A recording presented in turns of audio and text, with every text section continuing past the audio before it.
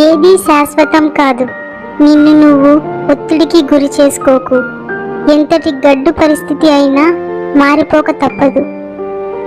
విజయానికి కావాల్సింది శక్తి మాత్రమే కాదు, యుక్తి కూడా అవసరమే. ఆవేశంలో ఉన్నప్పుడు 1-2 సార్లు ఆలోచించిన తర్వాతే మాట్లాడండి. కోపం, గర్వం ఎప్పుడూ పనికిరావు. ఆశయం గొప్పదైతే, ఆలోచన పవిత్రమైతే, ఆత్మబలమే ఆయుధమైతే విజయం తప్పక వరిస్తుంది. మనం నిండు మనసుతో చేసే పని ఎదుటివారి గుండెల్లో మధురానుభూతుల్ని నింపుతుంది. అదే పని ఏదో చేశాంలే అన్నట్టు చేస్తే అది నీకే గుర్తుండదు.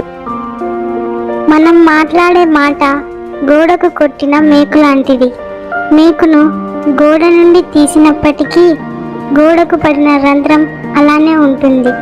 అలాగే క్షమించండి అని మాట వెనక్కి తీసుకున్నప్పటికీ కూడా ఆ మనసుకు పడిన గాయాన్ని మార్చలేదు. ప్రతి అవకాశంలోనూ కొన్ని అడ్డంకులు ఉంటాయి. ప్రతి అడ్డంకి వెనుక కొన్ని అవకాశాలు ఉంటాయి. మనం దేన్ని చూస్తాం అనేది ముఖ్యం. శరీరం దుస్తులతో కప్పి ఉంచినట్టే మనస్సు స్వార్థం, ద్వేషం అనే పొరలతో కప్పి ఉంచకు. ఆ పొరలను తీసివేసి చూడు.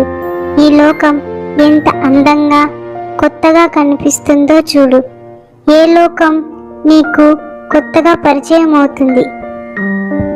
చేతి రాతలో తప్పులు ఉంటే సరిదిద్దుకోవచ్చు, కానీ తలరాతలో తప్పులు ఉంటే మాత్రం కష్టమైన, ఇష్టమైన అనుభవించాల్సిందే.